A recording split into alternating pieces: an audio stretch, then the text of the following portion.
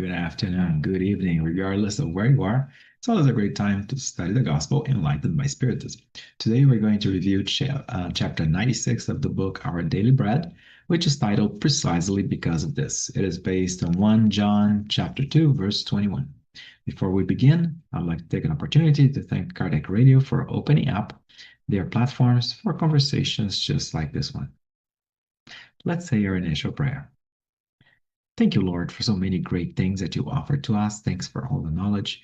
Especially thank you for the experiences because they let us apply what we've learned and especially develop the goodness in us. We are imperfect. We make mistakes, a lot of mistakes, but those shortcomings, they are part of our progress. They're part of our development path. May your peace be with us always. So be it. All right. So again, we're going to be talking about chapter 96 of the book, Our Daily Bread, um, precisely because of this. And I liked it because it is based on John chapter 21, chapter 20, I'm sorry, verse 21. And the passage reads like this: I do not write to you because you do not know the truth, but because you do know it. So what John is doing here, John is reinforcing the knowledge about the message of the gospel. So again, he is strengthening in those. So it's not that he's trying to convince anyone. It's not that he's bringing anything new. No, no. He is reiterating the message. He's reinforcing. So interestingly, Emmanuel takes a different angle about this, but it is related to that. So this is the way Emmanuel explains it. The exchange, each time more intense between the living and the dead, in general, constitutes a great event for the evangelical organizations.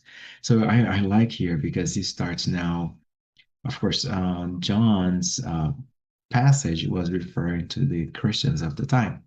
However, now, the way Emmanuel starts developing this particular topic here is in reference to the messages that we receive from the spiritual world.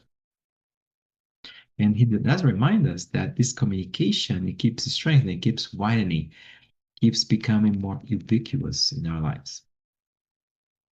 Emmanuel continues indicating that it is not solely a realization for a spiritist organization, it belongs to the entire Christian community. And I dare say here also that it actually belongs, you don't have to be a spiritist, you don't have to be a Christian, even a Christian, to experience the mediumship. Mediumship is part of our life, it's part of who we are.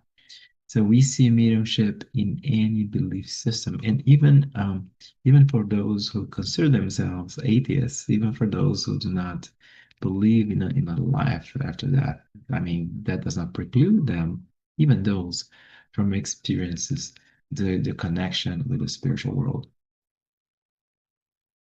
He continues, at this time, we notice here and there organized dogmatic protest exists, but the revivification of the truth demands it. So again, along those same lines, it doesn't matter. It doesn't matter if people protest. It doesn't matter if people are against the mediumistic processes, because again, it'll be the same as people protesting against the air, or protesting against the water, or protesting against the light. Those are all around us, and those are part of the universe, and those obey the laws of the universe. So again, the same way that I cannot protest, cannot protest against sunlight, I cannot protest against mediumship or try to ban it or try to ignore it, because again, it is part of who we are. Interesting thing is that we are spirits. Well, we are just we're using a body here temporarily as a tool for our evolution on Earth, and we come back when we take several bodies. But again, who we are, the spirit, that's the essence of who we are. So we should not see mediumship as something that is unnatural. On the contrary, it is us reestablishing connectivity with the spiritual world, which is actually where is actually where we belong. We are spirits, reincarnated spirits here on earth. He continues indicating that the day will come when the various subdivisions of the evangelism will comprehend the divine finality of the new concert. So again, it is an interesting thing. Again, you see not only in evangelism, not only Christianity, but we see in the belief system. And again, even if you do not believe in life, in the spiritual world, or in spirituality, or having, if you do not follow the belief system, that does not keep you from experiencing mediumship, even if sometimes you might not even notice it. So again, it is part of everything. So however, as we evolve, as we have a better understanding about the spiritual world, and especially a better understanding about ourselves, then we're going to better comprehend the finality of the new concert. Again, the finality of mediumship. Emmanuel continues that the movement of spiritual interchange between the two spheres widens each day. The devotion demonstrated by the discarnates provokes the attention of the incarnates. So we see that. Why is it that this particular connectivity widens? Because we are evolving, believe it or not. And as we evolve, even albeit we go very slowly, we're becoming more spiritualized. And as we become more spiritualized, we open ourselves more to the spiritual world. So that's it is again, it is one of the laws of the universe is a law of progress, and all of us are subject to all the laws of the universe. So the law of progress is with us as well. So we are destined to progress. We're destined to become perfect. And we see here, Emmanuel explained that the Lord permitted a worldwide Pentecost for the readjustment of the eternal reality. Again, we see more and more of mediumship, and not only more and more mediumship, more and more openness, um, more and more awareness about it. And again, kind of like similar to the Pentecost that allowed the all the disciples of Christ to communicate and to preach. So it's kind of like similar. Also, we receive all these messages from the spiritual world for our betterment. And why not to say also to remind us about the realities of the spiritual world, about the realities of spiritism, about the realities of the gospel. Emmanuel continues, it is worthwhile to notice that the moving and motivating voices from the high commonly reiterate formulas of revelation and recall the wisdom of earth, intent on extracting the most respectable concepts regarding life. So we see here that they commonly reiterate, and it's funny, right? Because the spirit's still not going to bring anything new because we're still digesting.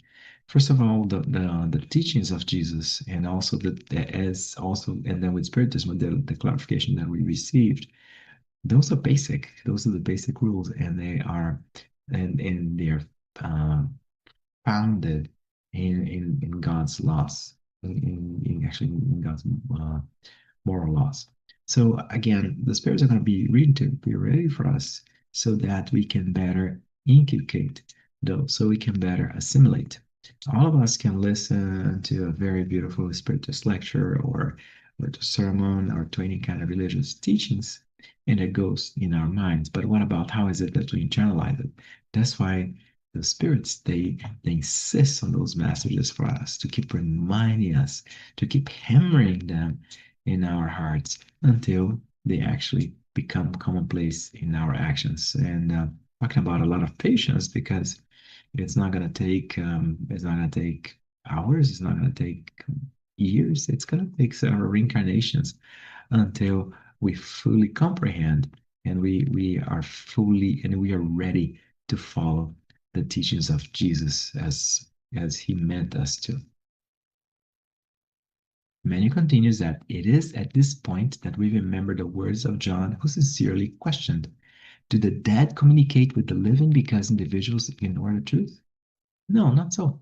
So it's not so much that we do not know the truth. It's not so much that we do not know the teachings of Christianity and even the teachings of the Old Testament, and of course the teachings of Spiritism as well. As no, it's not so much that we do not know that. Again, they are hammering that knowledge in our ears and in our eyes, so that again it can finally make it to our hearts. Emmanuel finalized indicating here that if the departed once again speak to those that remain, It is because they are aware of the path of redemption with Jesus, but they are neither inspired nor are they encouraged to thresh out a path. So I like this here. So again, we receive these messages, these constant messages from the spiritual world that reach us. And the reason again is that we're still learning. We're still trying to have this the path of redemption, I mean, which indicates the path of our betterment, so that we can be inspired and encouraged. So basically, so that we can have the drive to continue moving on and to continue evolving as spirits, and to so that someday, so that one day, sometime way in the future, we might actually reach perfection and become pure spirits. I hope you liked this conversation. And if you did, remember, always make sure that you click the little like button. And if you do not want to miss any new content from Kardec Radio, either subscribe or follow, depending on the type of social media that you're listening to, so that you can get notifications of future conversations just like this one. At this moment, let's say our final prayer.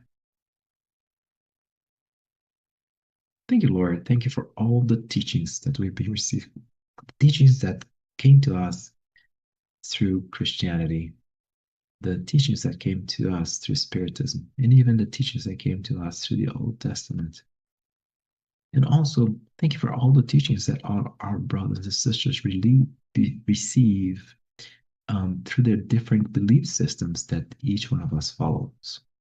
Each one of us can and will progress, even though we might not agree on the details, but the laws of love are all the same. The teachings are all the same. May we put those into practice and try and strive and work hard to continue on the path of redemption and in the path of perfection. May your love be with us always. So be it.